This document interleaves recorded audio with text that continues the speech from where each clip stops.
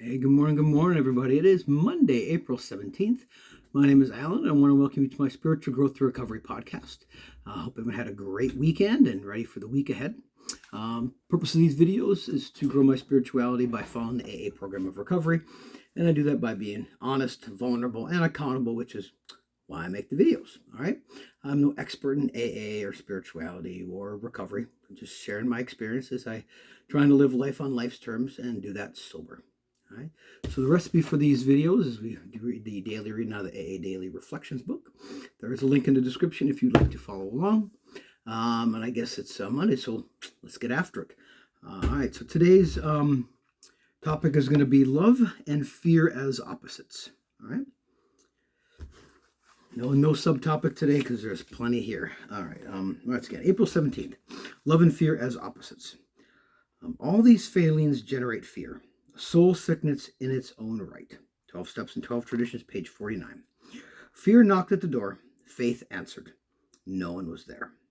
I don't know to whom this quote should be attributed, but it certainly indicates very clearly that fear is an illusion. I create the illusion myself. I experienced fear early in my life, and I mistakenly thought that the mere presence of it made me a coward. I didn't know that one of the definitions of courage is the willingness to do the right thing in spite of fear. Courage, then, is not necessarily the absence of fear.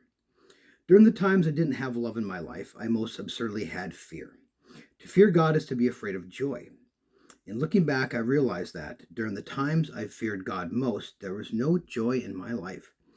As I learned not to fear God, I also learned to experience joy. So again, there's a lot there. So we're gonna kind of dig into that and share a little bit, kind of what I took from that. All right. All right. Fear. Right. So it kind of gave looked up some definitions of fear. I'm sure many of you seen the acronyms like fuck everything and run, face everything and rise, and that kind of thing. But the kind of typical definition is an unpleasant emotion caused by the belief that someone or something is dangerous, likely to cause pain or threat. So we're talked about that fear is illusion, which kind of aligns up with the definition that it's a belief. So somehow we have this belief, this idea that something's going to be dangerous, cause pain, be a threat, something definitely unpleasant emotion, be uncomfortable, right?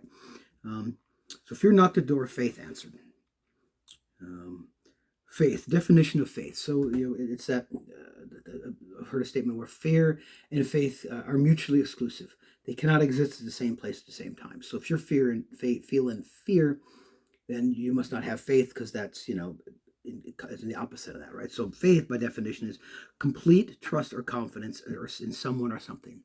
So if we really have faith in a God that's going to take care of us and have our best interest in mind, then what do we really have to be afraid of?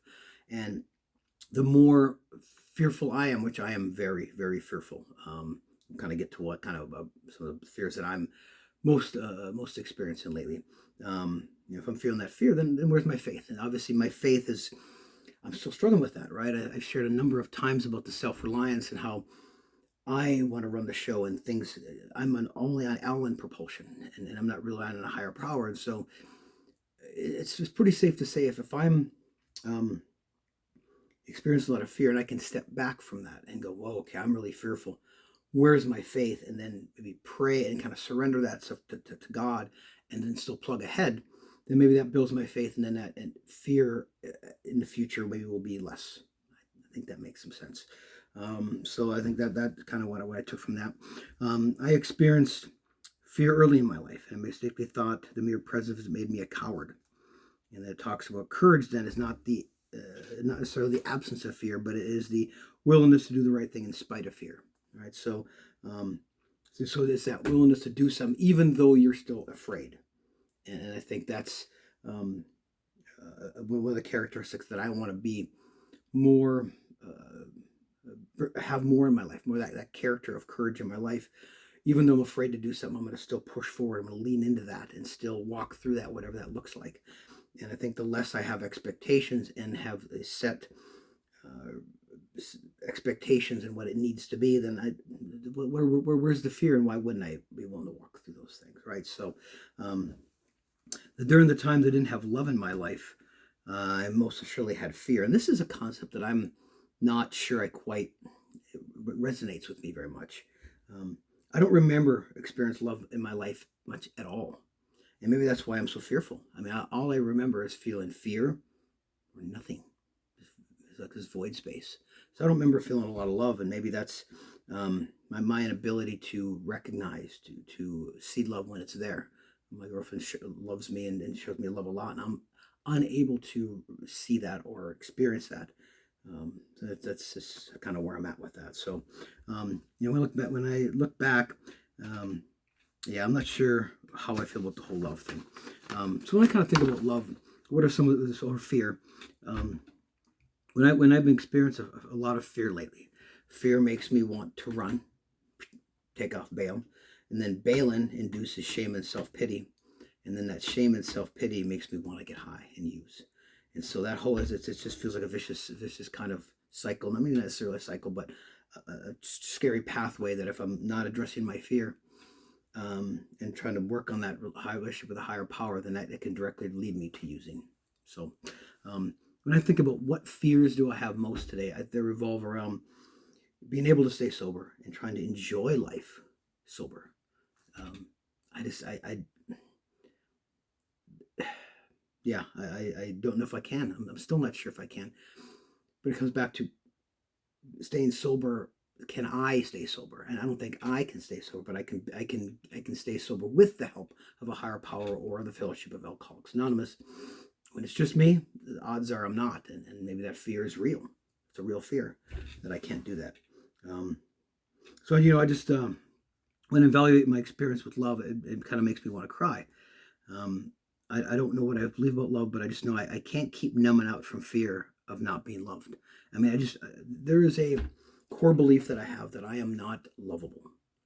That drives me and makes me act in certain ways to not look at that, to just blind that look. So, um, I can I may need to accept and forgive and of the idea that maybe those around me were mostly incapable of loving, especially in a way that I could understand. I'm sure they did the best they could. I'm sure my parents and my family did the best they could to love me. And maybe I could just pray for the courage and willingness to open myself up to being loved and being loved by others. Um, so two different concepts, love and fear. I'm still not sure if I believe the interconnectivity of those two, but um, yeah. Heavy stuff. But anyway, I hope you took something from that. It's a good reading for me. Just thinking about the people that how they're acting. Just because I don't perceive that I'm being loved doesn't mean I'm not being loved. So I just want to encourage you today to um, acknowledge, be aware when you're experiencing fear, observe how you respond to that fear, and find some willingness to push through that anyway, even though you are afraid, and see where's your faith in a higher power on that journey, and as you take those actions. So anyway, hope that resonate with you on some level. Thank you for watching, and I'll be back tomorrow, and see you tomorrow. Peace out.